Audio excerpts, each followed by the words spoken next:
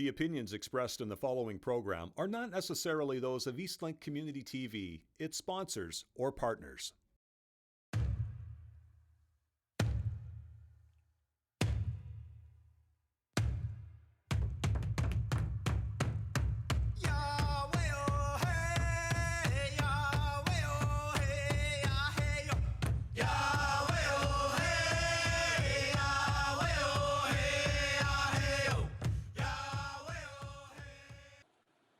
Gwe, Jalasi, Deloisi Julie. Hello, everyone. My name is Julie Pellissier Lush.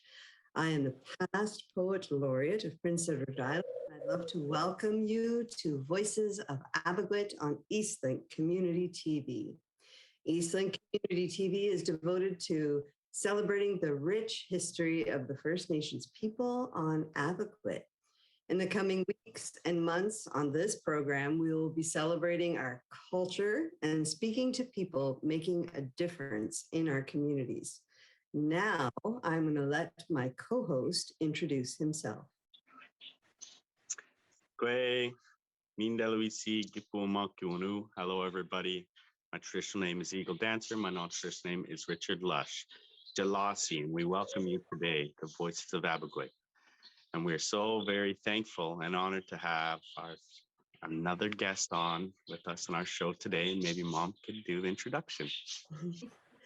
Today, we are so pleased and honored to be welcoming Darryl Bernard, who grew up here in Lennox Island and in Charlottetown, and she has interwoven into our lives in many joyous ways in terms of our theater company and in terms of being family. So this is really amazing and a really proud moment for me to have her be a guest on our show. And we're so delighted to have you. Welcome, Darryl.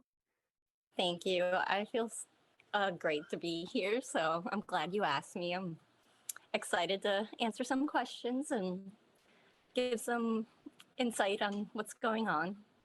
This is awesome. Now, our first question I was thinking about was, I know that you have started you've started a new business all on your own.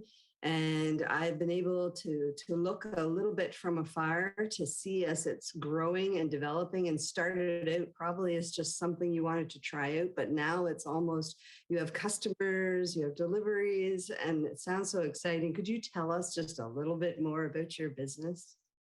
Yeah, well, I started it way back with a friend just at a music festival. She taught me how to do it and then kind of gave me a little pack to send home, and I learned how to felt, and my felting is mostly animals and gnomes and things like that, miniatures. I love miniatures. I also have a TikTok that I've dedicated to my felting, which is called stabbing.wool, and I do need to post there more, but it's where I get most of my orders. So my friends have been a huge support in Charlottetown and in Lennox Island here, and including Julie. So I love making those, and it's just using wool. I use alpaca wool and a felting needle, and I just stab away. Oh, that's amazing. And she's so very talented. We just love Darylyn so much, and just anything that she wants to do, we're always just like, oh, we support you in any kind of way. So you kind of answered one of the next questions here. We were chatting about your TikTok profile, which is amazing. And I follow your page and I try to like as much stuff as anytime you show up in my FYP. Yes. So let's go on to the next step. Then what are some of your inspirations for your designs? The inspirations I get from my designs would be like nature and definitely my heritage. I love the designs and like the regalia and replicating that in my designs. And I also get a lot of inspiration from my cousin, Darryl Bernard. So he's actually sending me things all the time. He's a great artist, so definitely getting inspiration from him. Now, there's a couple Riley Bernards. At first, I was Oh thinking yeah. Riley Bernard, as in your nephew, who is an amazing drummer and singer. But then I just realized that this is the Riley Bernard from Epekwitk First Nation, who has his own comic book series. Yeah, his stick figure the comic books, and I keep updated on that, and I try to buy all of his comics, and yeah, I get a lot of inspiration from my designs from him, if not like, just the things around me. Definitely my doves and my chickens. I've been making a lot of those. Aw, that is an amazing way to pay tribute to them as well. Mhm. Now, have you found that there's any challenges as a business owner or as an Indigenous business owner that you've sort of encountered? Is there uh, any one of those kinds of challenges that you seem to be facing at all? One of the challenges I think young Indigenous artists are facing are kind of the fees or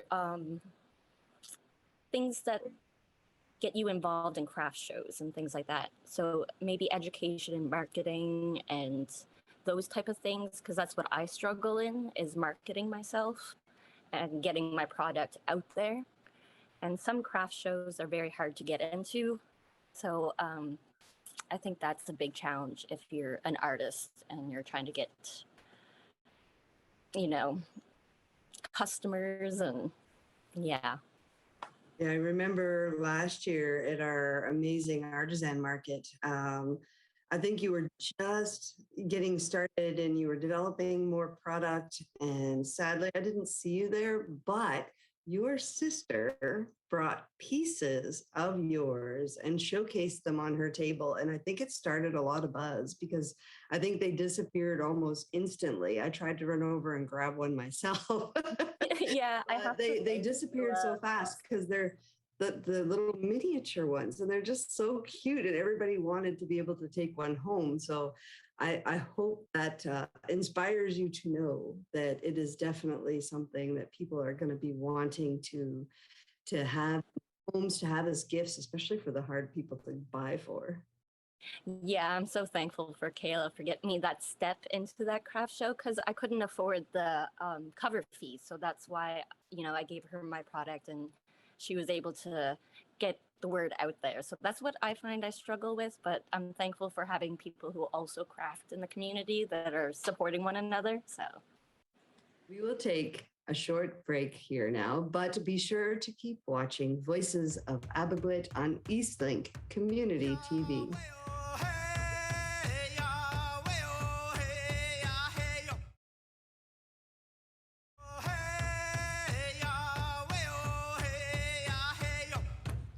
Welcome back to the Voices of Epekwitk on Eastlink Community TV. I'm Julie Pellissier Lush and my wonderful co-host Richard Lush. And today we are here talking to Darryl Bernard, who is now living in Lennox Island First Nation, and she has an entrepreneurial spirit, and she has started her own business. And we are here talking with her today. And I think I will leave the first question to Richard. Yeah, well, Mom, and thank you for taking the time to meet with us today, Darylyn.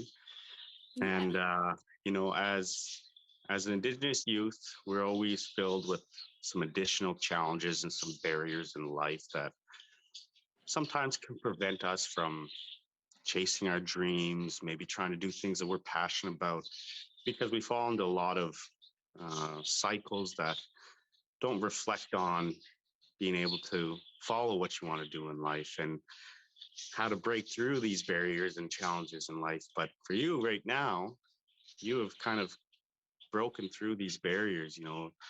There's always been some hardships in all of our lives. And I know, as my little sis, I know you've gone through a lot of hardships yourself as well. And that's why we're always so proud of you. We just love you so much. And with that, what are some advice that you would give to our youth that are thinking of starting their own business, that haven't figured out how to break those cycles or those barriers. What's some advice you'd give the youth? Um, I think the best advice I've gotten is to have fun with it and make it your passion before you make it a business.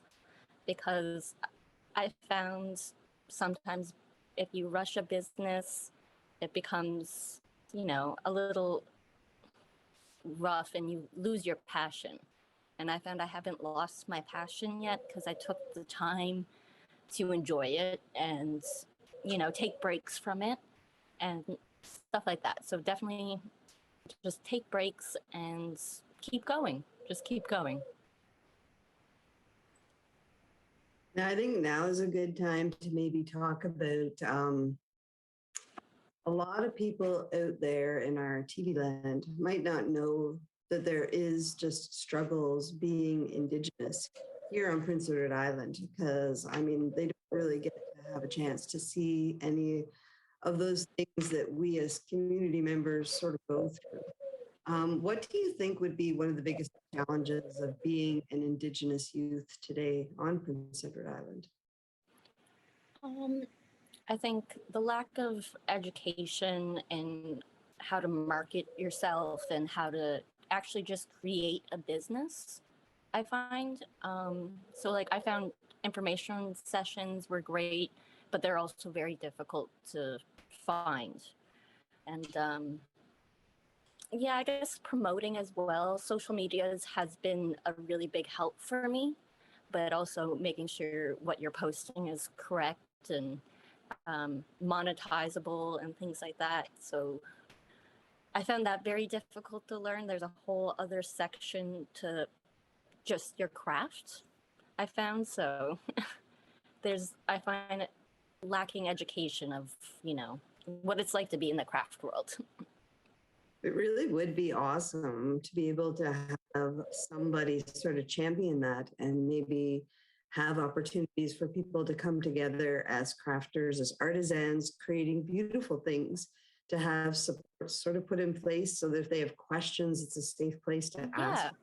Yeah. And I think that would be amazing to be able to have, because I mean, just almost it's intrinsic that we love to bead, we love to work with wool, we love to work with leather, all of these different things. But to have somebody out there that could support and help us, especially in the beginning part, would be amazing. Yeah.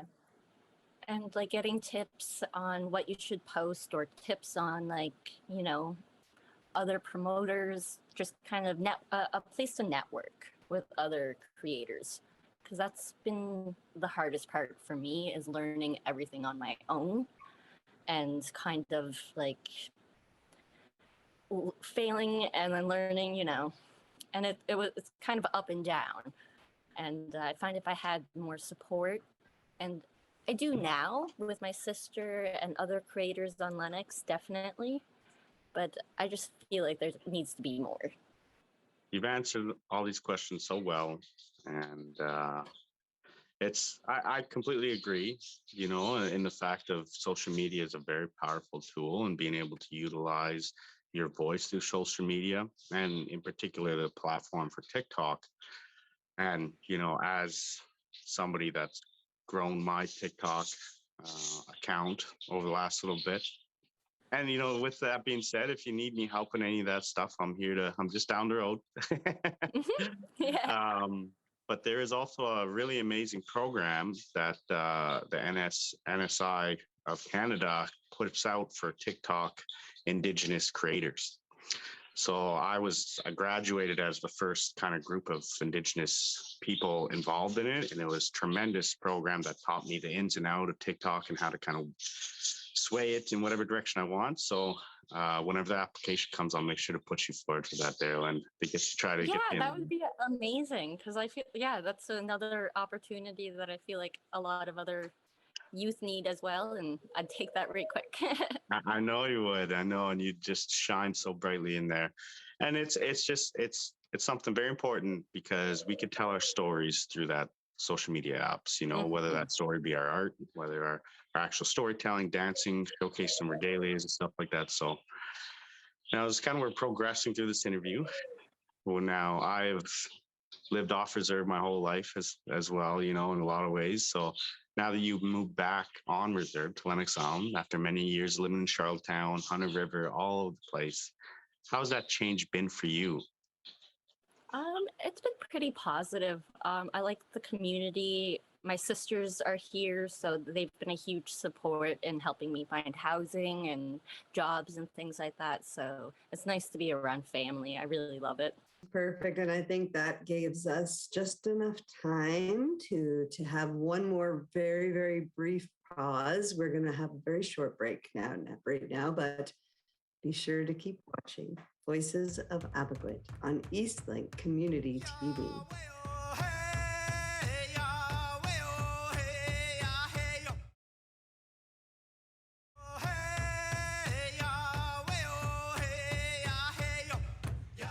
Welcome back to Voices of Epekwitk on Eastlink Community TV. I'm Julie Pellissier Lush, and I have here my wonderful co-host, Richard Lush.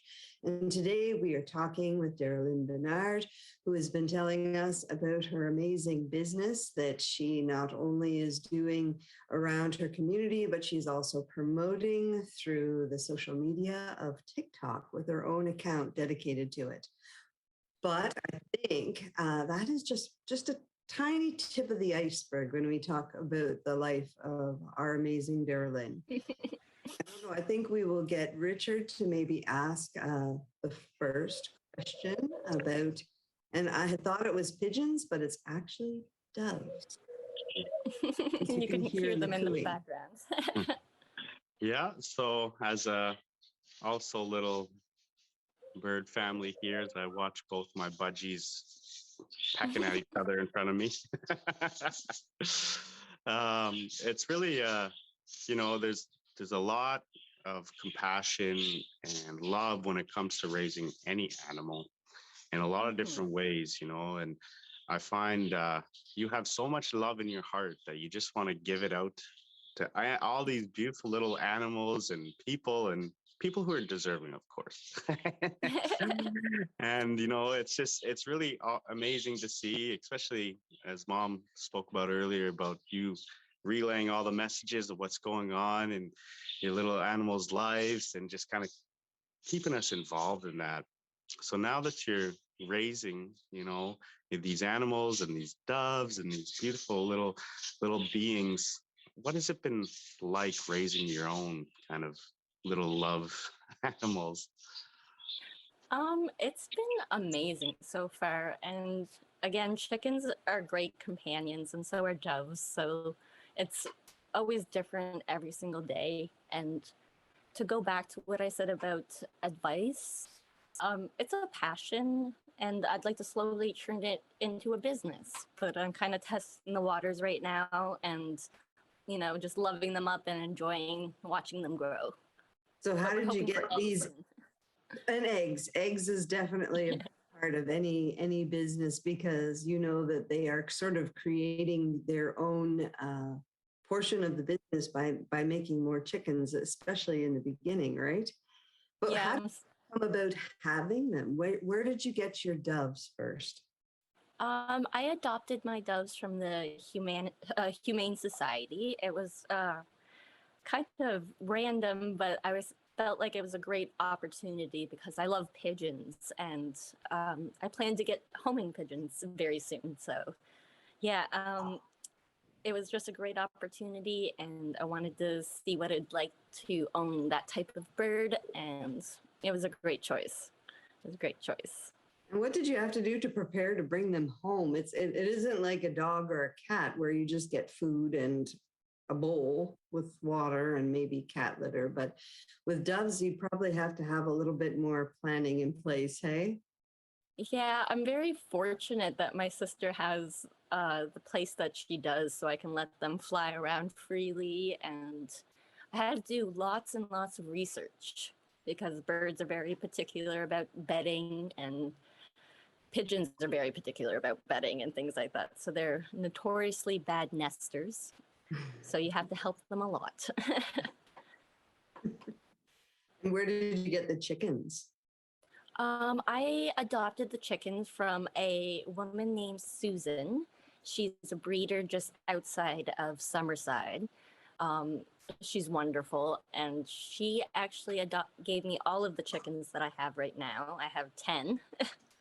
Yeah, so we started out with 10, and I'm very worried about chicken math, and that's when you keep adopting chickens. You keep adding them, so I had to do a lot of research with the chickens as well. I remember, I think it was one of your TikToks where one of the chicken was being a bully of another one. And I'm like, oh, poor Darylyn, you're going right through it. You're the mother of all these little baby chickens that, you know, you want them to get along. And just as they keep fighting, and it's stressful because I don't like the fighting, but they have to find their pecking order. So it's been very different from owning any other animal. Now, as we're kind of progressing and getting close to our conclusion of every interview, we always like to leave it on a high note and a good positive note. So let's take it back a little bit and kind of pick your brain. And what is one of your most fondest memories that you could think of to date? I think it would be biking through the Lennox Island trails and picking blueberries and eating them until I get a tummy ache. And I do that with my cousins here, and it's really nice to see that they're working on the trails now because of Fiona. I walked through them not too long ago, and it was very, very sad, but I'm glad to see the community rallying together to get them cleared and fixed up. So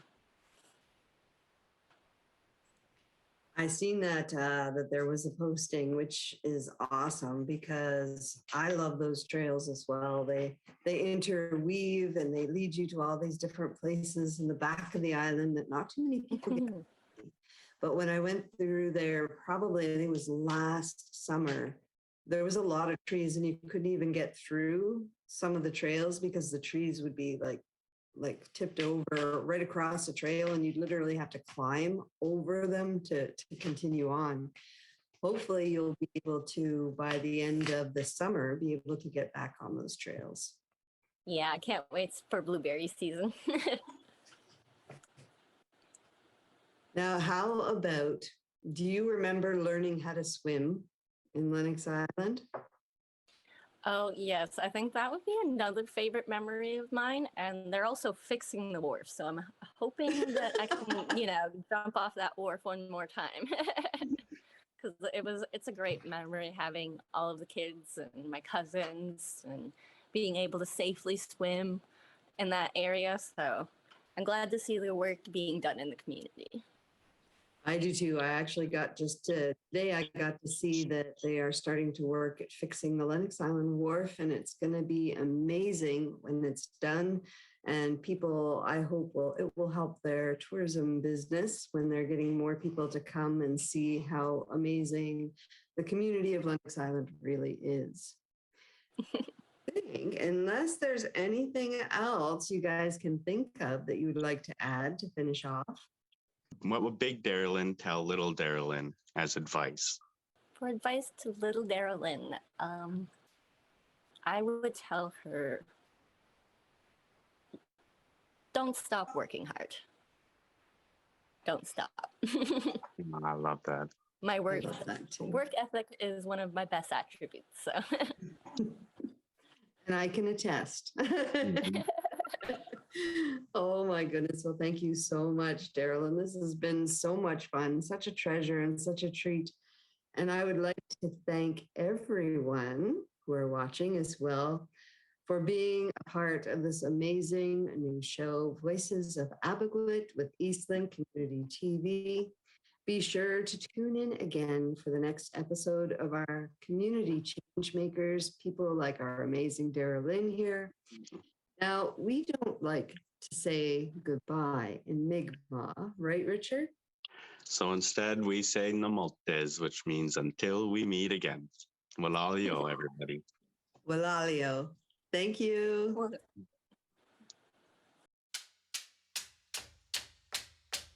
Gojo walking na, gojo walking na, gojo walking na, gojo gojo walking na, gojo walking na, gojo walking na, gojo gojo walking na, gojo walking na, gojo walking na, gojo gojo walking na, gojo walking na, gojo walking na, gojo gojo walking na, gojo walking na, gojo walking na, gojo gojo walking na, gojo walking na, gojo walking na, gojo